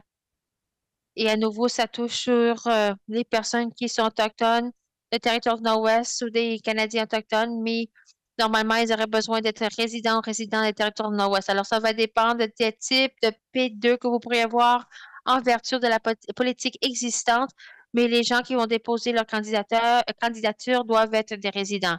Merci, Madame la ministre, et non la ministre d'Infrastructure, même personne, mais différents postes. Député, Monsieur le Président, sur la même note, le comité récemment a informé que la politique affirmative n'était au-delà d'être constitutionnelle. Je ne demande pas pour son avis, je demande les faits. Quel fait elle a et quel avis juridique détient-elle pour pouvoir offrir cette chambre des députés? La ministre des Finances. Merci, Monsieur le Président. Monsieur le Président, alors je sais qu'il y a des discussions qui ont eu lieu dans le public, et moi-même et peut-être avec d'autres députés, d'autres membres, d'autres élus du ministère ou d'autres fonctionnaires du ministère de Finances qui portent sur l'article 6 et sur le fait que les Canadiens et Canadiennes peuvent se déplacer parmi les différentes administrations. Alors, ça, c'est un sujet assez chaud lorsqu'on fait face à des menaces.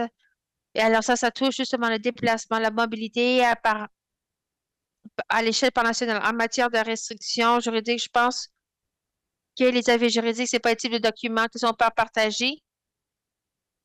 Et je ne vais pas faire cela aujourd'hui. Merci beaucoup.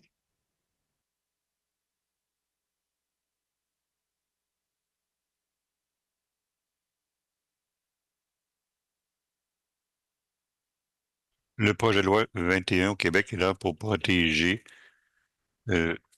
Bon, je ne suis pas nécessairement d'accord avec le Québec, que ce soit clair, mais cela étant dit, c'est une façon de protéger les objectifs de la culture, leurs droits, quoi que ce soit au Québec. Bon, je vais les laisser les défendre, mais cela étant dit, le programme d'action affirmative, c'est une façon de reconnaître la valeur que les P2 fournissent, incluant mon domaine de femmes et les handicapés. Monsieur le Président, jusqu'à quel point c'est inconstitutionnel?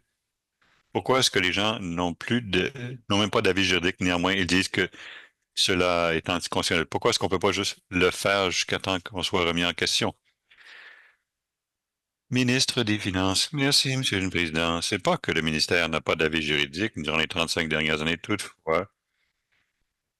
les avis juridiques je ne peux pas les rendre publics ici, Monsieur le Président. Il me fera plaisir de m'asseoir et en parler plus à propos des différents risques qu'il y aura pour déterminer les politiques. Je ne vais pas parler de ce que le Québec va faire.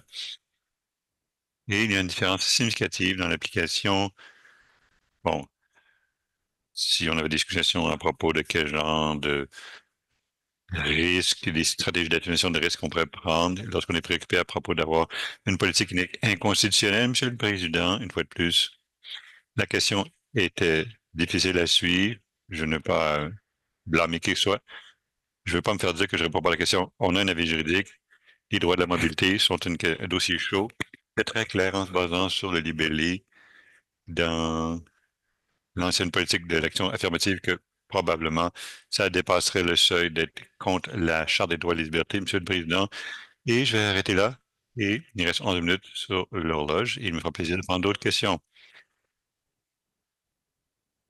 Question orale, député de Yellowknife Nord. Merci, Monsieur le Président. J'ai des questions pour la ministre de la Santé et des Services sociaux. Je vais demander au ministre à propos des politiques du GTNO pour les centres de toxicomanie et des abris et des refuges de jour pour savoir comment il pourrait restreindre l'accès pour empêcher les individus d'utiliser ces espaces-là. Bon, pour des raisons autres que des menaces de sécurité immédiates. Et je l'ai remarqué que le, le day shelter, c'est le seul endroit pour hommes et femmes à Yellowknife. Est-ce que vous pouvez confirmer, est-ce que les day shelters et sobering centers ont des politiques pour refuser l'accès à qui que ce soit qui cherche de refuge régulièrement ailleurs, comme le refuge des femmes ou l'armée du salut? Merci, Monsieur le Président. Merci, député de Yellowknife, ministre de la Santé et des Services sociaux. Merci, Monsieur le Président. Monsieur le Président, en tant que ministre de la Santé et des Services sociaux, qui gère ces refuges de jour temporaires, ils ont des politiques. Toutefois, je n'ai pas ces politiques-là devant moi pour pouvoir les lire et répondre à cette question. Merci, Monsieur le Président. Député de Yellowknife Nord. D'accord. Est-ce que la ministre pourrait confirmer si le Sobering Center, le centre de sobriété, restreint l'accès aux individus intoxiqués s'ils ont déjà une chambre allouée à eux, comme par exemple si, à la centre des femmes ou l'armée du salut? Merci, Monsieur le Président. Ministre de la Santé et des Services sociaux. Merci, Monsieur le Président. Je n'ai pas ce niveau de détail, désolé. Je sais qu'ils ont leur processus et que s'il y a un individu intoxiqué, bon, à savoir s'ils savent qu'ils ont une place ailleurs, je ne sais pas comment ils travaillent avec les abris, les refuges dans le réseau de Yellowknife. Merci, Monsieur le Président. Dernière question supplémentaire, député de Yellowknife. Merci, Monsieur le Président. Eh bien, j'ai hâte de faire un suivi avec la ministre pour continuer cette question. Mais ma dernière question, c'est étant donné que le Centre des femmes a une politique maintenant qui dit qu'ils ne peuvent pas sécurement appuyer les individus intoxiqués durant le jour, même s'ils louent une chambre dans cet espace-là. Si ces gens-là sont refusés au centre de sobriété et Sobering Center, ils ne peuvent pas retourner à leur chambre de la centre des femmes. Est-ce que le ministre connaît un autre endroit où ces gens-là peuvent aller s'ils sont intoxiqués pour ne pas être dans la rue? Ministre de la Santé et des Services sociaux. Merci, Monsieur le Président. Monsieur le Président. Bon, la santé et les services sociaux exploitent le Sobering Center, le centre de jour pour le centre de sobriété, qui est comme une urgence, un centre d'urgence, refuge d'urgence la nuit. Toutefois, il y a plusieurs autres installations à Yellowknife qui sont des ONG qui gèrent leurs installations. Bon, les choses que je n'ai pas d'informations parce que la plupart des abris ne tombent pas sous le centre de sobriété, juste le centre de sobriété, le Sobering Center. Question orale, député de Range Lake. Merci, Monsieur le Président. Plus tôt, j'avais posé des questions à propos de la dotation de personnel intérieur. J'en ai pris que 9 postes ont quitté depuis 2024-2025 et en tant que 64% des postes d'intérieur veulent quitter. Ça, c'est une crise, Monsieur le Président. Monsieur le Président, qu'est-ce que la ministre va faire pour inverser cette tendance et amener soit des nouveaux médecins d'intérieur et les garder ceux qui sont déjà là? Alors, député de Ridley, ministre de la Santé et des Services sociaux. Merci, Monsieur le Président. Monsieur le Président, le NTHSSA et le ministère travaillent en étroite collaboration et travaillent avec le partenaire, avec la session médicale sur, bon, je vais souligner un article aujourd'hui, que la session médicale fait beaucoup de choses qui, selon eux, peuvent essayer de travailler avec leur personnel. Toutefois, le roulement de personnel chez les médecins partout dans les territoires du Nord-Ouest, historiquement, bon, ça s'est produit, mais une fois de plus, et je le souligne, ce n'est pas quelque chose qui est isolé pour les territoires du Nord-Ouest, là. C'est quelque chose qui, bon, mes collègues, les ministres de Santé, dans des juridictions partout au Canada, se débattent avec ces problèmes-là aussi. Il y a un travail qui est fait au niveau national pour identifier. Non, récemment, j'étais à la réunion des territoires des provinces et du fédéral sur les données pour qu'on sache quel est le nombre de postes libres pour des médecins dans les soins primaires, des médecins de famille et des domaines de spécialité aussi des infirmières auxiliaires, des infirmières certifiées. Dans tous les domaines, bon, nous, en ce moment, on voit que on a des postes libres dans ces domaines-là. Et, Monsieur le Président, une des choses qu'ils ont identifiées en recueillant ces données, c'est que le nombre de médecins, le nombre de places, le nombre d'outils, bon, nos étudiants à l'université, en tout cas, le taux de diplomation, tous les diplômés partout au Canada ne sont même pas suffisants pour combler les postes libres avec le nombre de gens qui prennent leur retraite à chaque année. Alors, il y a un plan national pour considérer comment est-ce qu'on peut avoir plus de sièges partout au Canada, comment est-ce qu'on peut utiliser ces données-là pour améliorer, bon, former plus de professionnels de la santé partout au Canada parce que c'est le domaine avec lequel qui donne beaucoup de difficultés partout au Canada. Merci, Monsieur le Président de l'Assemblée. Ministre de la Santé et des Services sociaux, mais député de Rangeley. Merci, Monsieur le Président. Monsieur le Président, c'est une excellente évaluation du problème, mais nous, on cherche des solutions. Le ministre a mentionné du travail de la session, mais qu'est-ce que le ministère fait pour le recrutement et la fidélisation des médecins? Il a mentionné, bon, les places dans l'université, il y en a trop peu. Est-ce qu'on finance des nouvelles places à l'université? Est-ce qu'on a plus de programmes, un meilleur programme pour les résidences? Il y a toutes sortes de choses qu'on peut faire. On a entendu des médecins, ils ont dit que c'était utile. Est-ce qu'on va faire plus de ces programmes-là? Quand est-ce que les solutions vont être mises de l'avant? On connaît tous le problème. C'est bien clair qu'il y a des problèmes dans nos circonscriptions, dans les hôpitaux, les cliniques. Alors, quelles sont les solutions que la ministre amène à la table? Et ministre de la Santé et des Services sociaux. Merci, Monsieur le Président. Monsieur le Président, une des solutions que l'on fait, c'est qu'en fait, on fait le Health Sustainability Review. On doit trouver quels sont nos systèmes fondamentaux, les dollars qu'on obtient, et s'il y a des changements dans notre système qui vont appuyer nos programmes fondamentaux pour les rendre plus robustes et pour être capable de faire les choses qu'on doit faire pour attirer plus de médecins ou à travers la santé dans le système. Il faut que ce travail-là soit fait. C'est une grande partie du travail qui doit être fait parce que nous avons un système qui continuellement change. On a un système de 365 jours qui n'arrête jamais dans le domaine de la santé.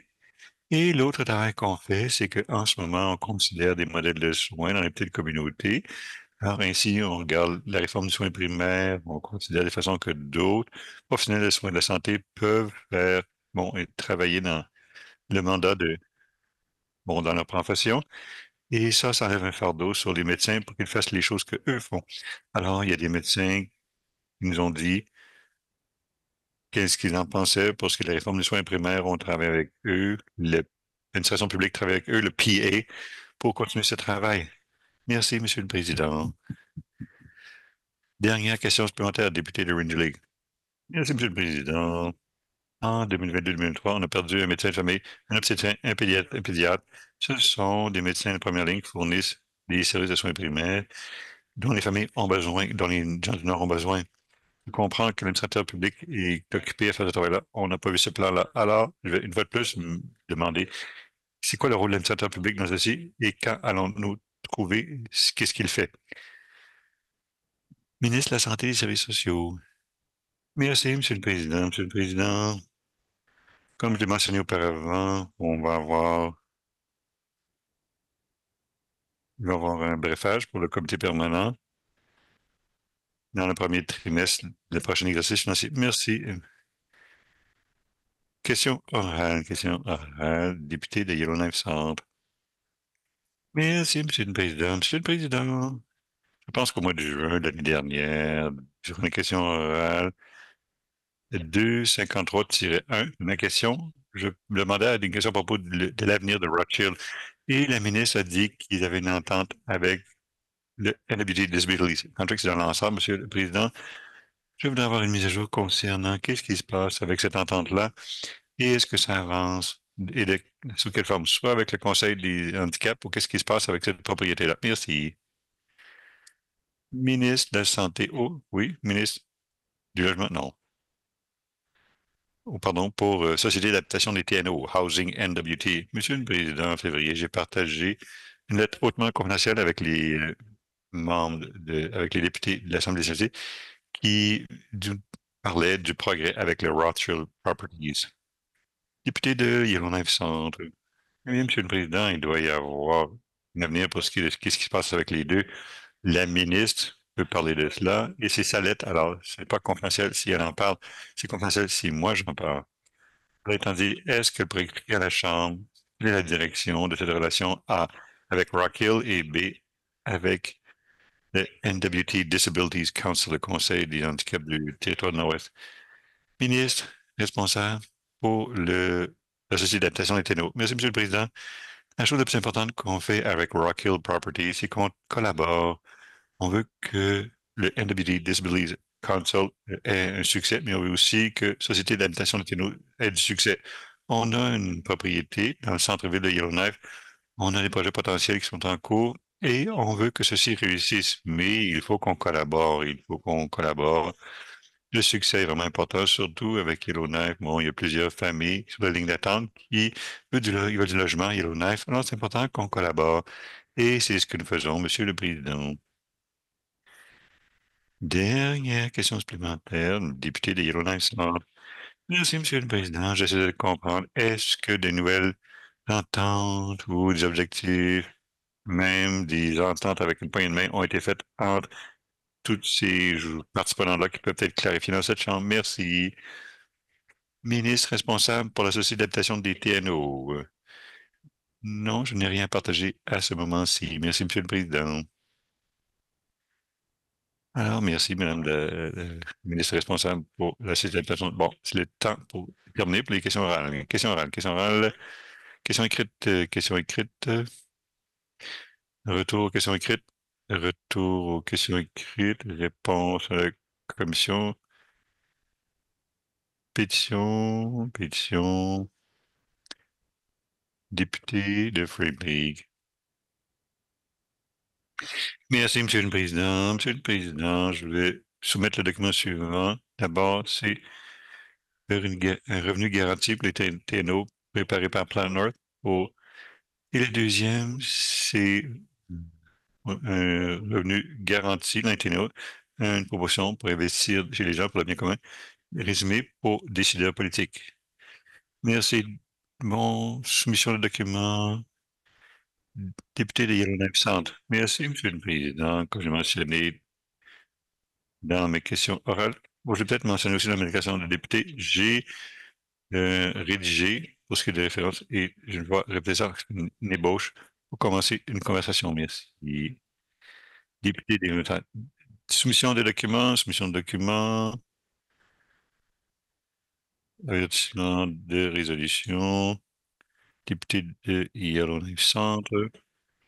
Merci, Monsieur le Président. Je note que le 13 mars 2025, je vais avoir la motion suivante.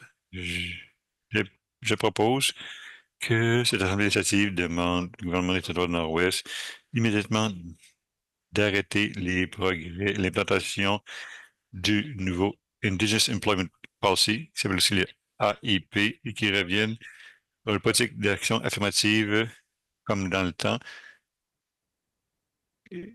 comme étant les lignes directrices principales du territoire du Nord-Ouest, et de plus que la ministre des Finances discute avec le gouvernement permanent sur les opérations du gouvernement avant de faire d'autres changements dans les politiques d'embauche du gouvernement du territoire du Nord-Ouest pour discuter et de chercher des directives qui peuvent améliorer politiques d'action affirmative qui ultimement fortifient les gouvernements les pratiques d'embauche pour appuyer les Autochtones du Nord, les gens qui habitent au Nord depuis longtemps, les femmes, les personnes avec des handicaps, de même que d'autres communautés marginalisées. De plus, que le gouvernement des territoires du Nord-Ouest fournisse une réponse à cette résolution d'ici 120 jours. Merci, Monsieur le Président. Député de Yellowknife-Nord. Merci, Monsieur le Président. Monsieur le Président, le jeudi, le 13 mars, je vais mettre de l'avant la résolution suivante. Je propose que le territoire du Nord-Ouest, mon Assemblée d'initiative, commence une révision des pratiques de gestion des soins de santé, des structures de négociation et en consultation avec les infirmières, syndicats, les associations professionnelles indépendantes, les travailleurs de la santé et autres intervenants clés pour identifier et implanter des mesures qui, primo, vont fortifier les protections en milieu de travail pour les infirmières et les travailleurs de la santé, incluant un meilleur équilibre entre la vie personnelle et le travail, la paix concurrentielle et les défis pour la santé mentale. Deux, gérer les pratiques de gestion qui contribuent à un faible moral en milieu de travail, encourager un environnement collaboratif et qui appuie. Et trois, fortifier le recrutement et la rétention pour les infirmières et les personnels de soins de santé grâce à des incitatifs et la planification des travailleurs. Et quatre, accroître l'imputabilité de l'administration des soins de santé dans le territoire du Nord-Ouest pour s'assurer que les politiques reflètent les réalités des travailleurs en première ligne et d'améliorer les améliorations, de mettre des améliorations dans les conditions de travail, incluant les hôpitaux, les centres de santé et les cabinets de santé. De plus que l'Assemblée législative participe avec les syndicats, les associations professionnelles, les agences de santé et les gouvernements autochtones pour s'assurer que ces mesures reflètent de façon précise les besoins des travailleurs de la soins de santé dans le territoire du Nord-Ouest. Et de plus, une révision compréhensive des pratiques de gestion de soins de santé, des structures de négociation et des politiques de travail soient référées au comité permanent sur le développement social pour être étudiées plus avant. Merci, M. le Président. Avertissement pour des résolutions, député de Yellowknife-Centre. Merci, Monsieur le Président. Monsieur le Président, jeudi, le 13 mars 2025, je vais proposer la résolution suivante. Bon, je propose, appuyé par le député de Québec, que Sheldon Toner de Yellowknife, territoire du Nord-Ouest, et Jason Gupta de Hamilton, Ontario, soit recommandé au commissaire des territoires du Nord-Ouest pour être nommé de nouveau dans le panel des droits de la personne pour un mandat de 4 ans. Monsieur le Président, au bon moment, je vais chercher le consentement unanime pour proposer cette résolution plus tard aujourd'hui. Merci, député de Yellowknife Centre. Avertissement de résolution, député de Yellowknife Nord. Monsieur le Président, je note que le 13 mars 2025, je vais proposer la résolution suivante. Je propose, appuyé par le député de Hayward North, que nonobstant la règle 2.1, lorsque la Chambre va ajourner le 13 mars 2025, elle sera ajournée jusqu'à jeudi, le 22 mai 2025. De plus, si à tout moment avant le 22 mai 2025, si le président de l'Assemblée est satisfait, après consultation avec le Conseil exécutif et les députés de l'Assemblée législative, que l'intérêt du public exige que la Chambre devrait se réunir plus tôt durant l'ajournement, le président pourra avertir et donc la Chambre sera réunie au moment de un tel avertissement et va faire ses affaires comme s'il avait été ajourné jusqu'à ce moment. Merci. Bon, avertissement de résolution, avertissement de résolution, député de Yellowknife Nord. Monsieur, bon, on recherche un compte anonyme pour gérer ce que je dis plus tôt pour ce qui est du panel de jugement pour les droits de la personne. Député de Yellowknife Nord cherche le consentement unanime pour le panel pour les droits de la personne. Pardon, Yellowknife Centre, oui. Je ne vois pas de nom. Député de Yellowknife Centre. Alors que l'article 14 de la loi sur les droits de la personne fournit pour l'établissement d'un panel d'éducation composé d'au moins 3 personnes nommées par le commissaire sur recommandation de l'Assemblée législative, et alors que la section 48.1 de la loi sur les droits de la personne fournit que les députés du panel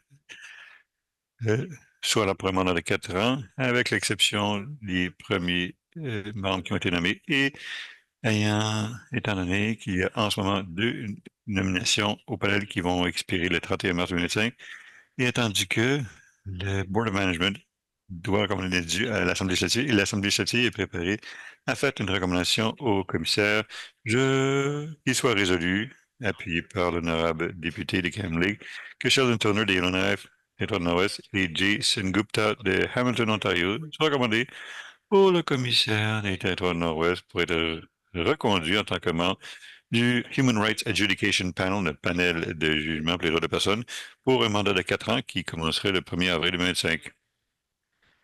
Alors, la résolution est à l'ordre. On a demandé le vote. Tous ceux qui sont en faveur, ceux qui s'opposent, abstention, la résolution est adoptée. Non, résolution. Bon, résolution, première lecture des projets de loi. Première lecture des projets de loi. Ministre de la Justice, Monsieur le Président, de représenter à la Chambre projet de loi 22 pour être lu pour la première fois. Merci, Monsieur le Président. Bon, selon la règle 8,2-3, projet de loi 22 est rendu en première lecture et est prêt pour la deuxième lecture.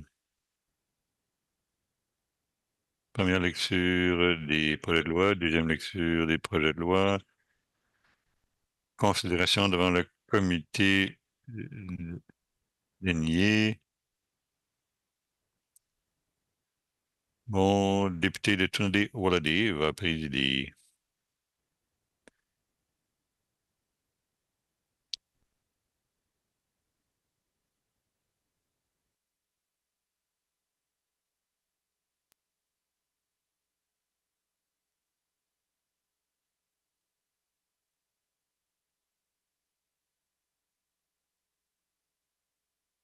Bon, à l'ordre pour le comité plénier, député de Nunavik-Bouclay.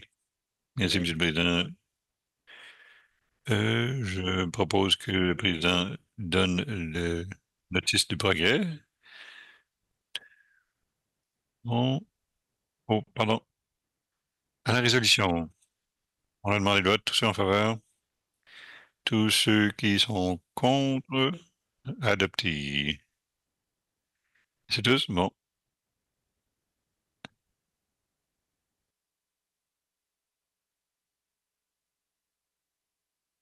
L'interprète s'excuse, je n'ai pas sûr d'avoir compris ce qui se passe.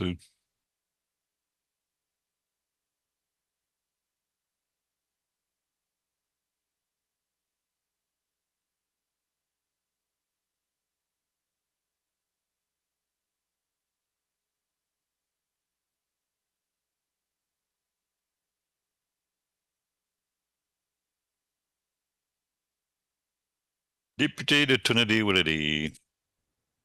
Monsieur le Président, le comité a conseillé le document 275.21. Alors, c'est le rapport pour le comité plénier. Merci. Est-ce que je peux avoir quelqu'un pour appuyer cette résolution? Député de Inuvik-Bootleg. Tous en faveur. Contre. Abstention. Résolution adoptée. Bon, rapport du comité plénier, troisième lecture. Dans les ordres pour le mercredi 12 mars 2025 à 1h30.